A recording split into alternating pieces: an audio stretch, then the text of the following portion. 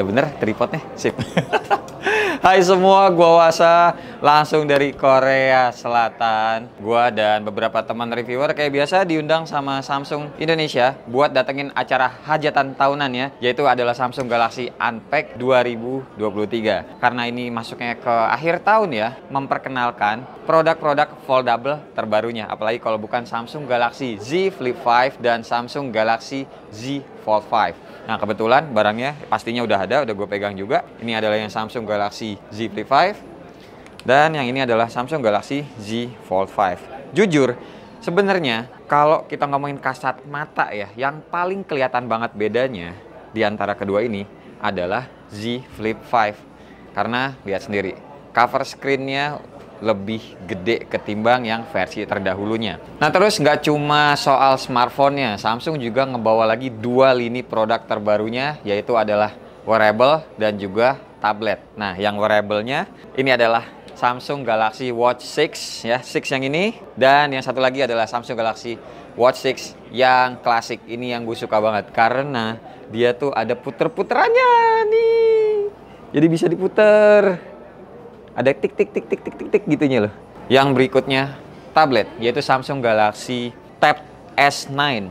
Dan kayak biasa ada 3 varian juga. Ini yang gue pegang yang paling kecil yang 11 inci. Ini adalah Samsung Galaxy Tab S9 aja.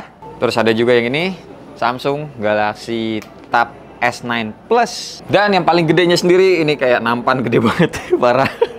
Ini adalah Samsung Galaxy Tab S9 yang Ultra. Dan kalau teman-teman perhatiin dari tadi yang gue tunjukin Tab S9-nya ada yang beda. Ada yang beda, tahu bedanya? Yaitu adalah S Pen-nya. Penempatan S Pen-nya dia sekarang bisa di atas juga. Kalau dulu kan cuma bisa di belakang. Terus juga di belakangnya beda.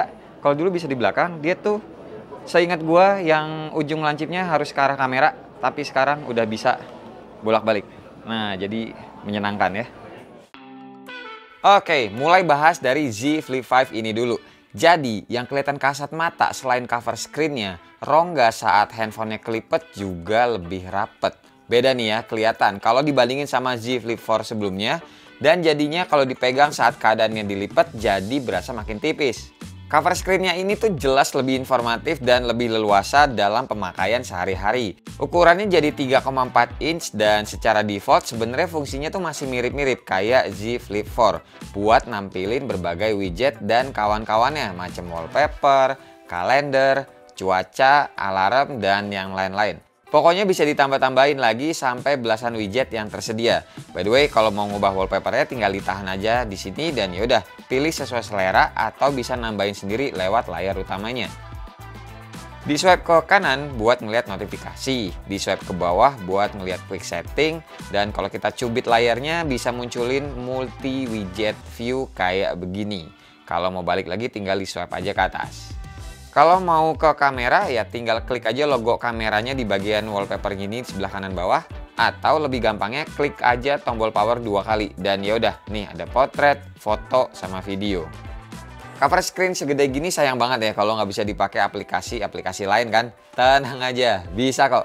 Caranya teman-teman tinggal ke menu Labs yang ada di bagian setting dan ya udah tinggal aktifin aja dan nantinya bisa jalanin berbagai aplikasi macam Netflix, YouTube, Message, Google Maps, dan juga WhatsApp. Cuma nantinya aplikasi lain bakalan ada juga seiring barengan sama update-update ke depannya.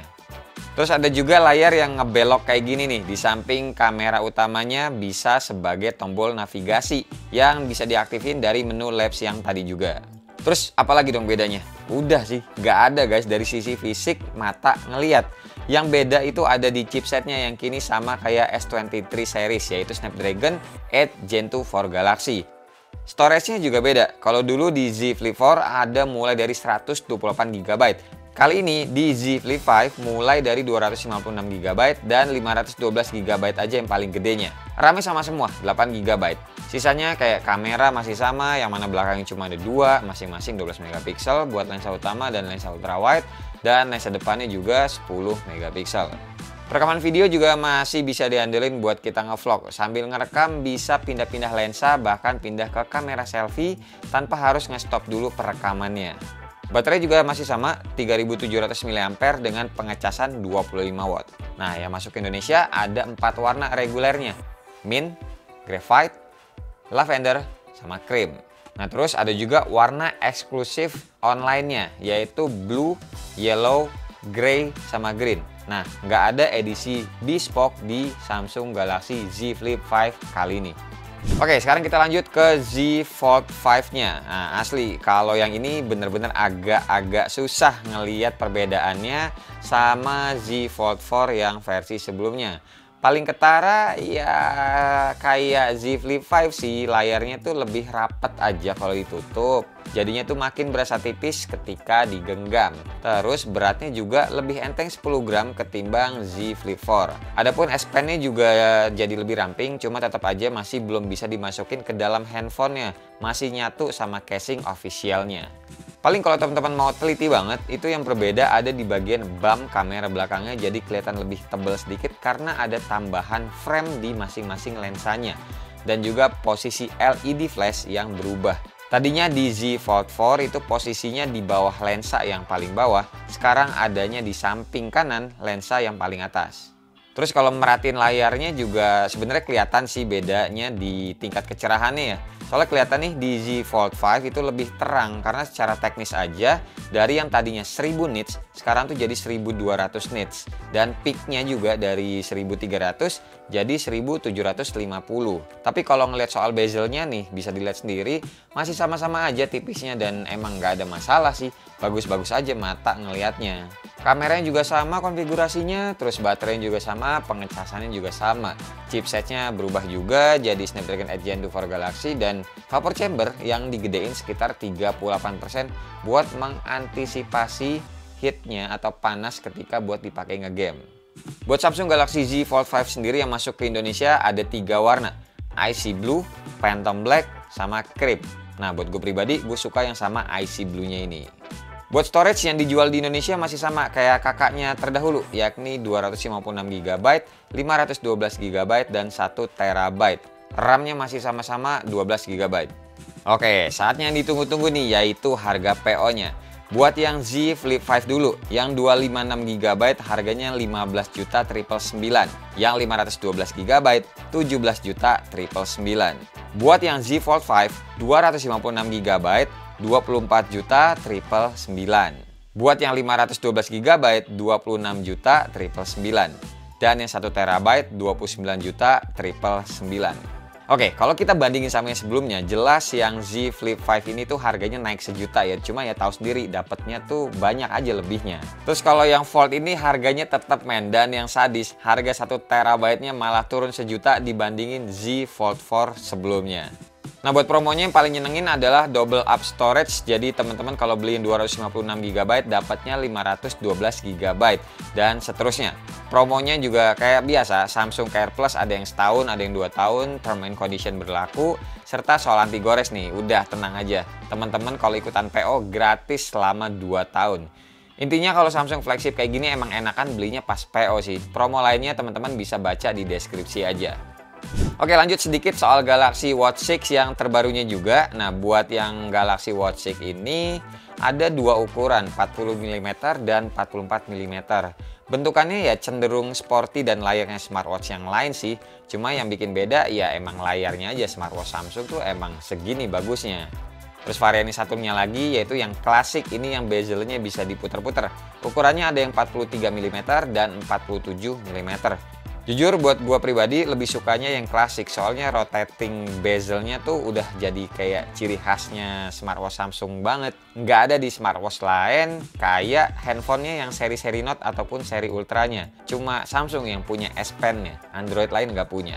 Nah buat harga sendiri mulai dari 3.999.000. Dan terakhir Samsung Galaxy Tab S9 series ini. Kalau yang dulu layarnya itu ada dibeda-bedain, yang varian paling rendah pakainya TFT. Nah kali ini semua variannya sama, pakai panelnya Dynamic AMOLED 2X.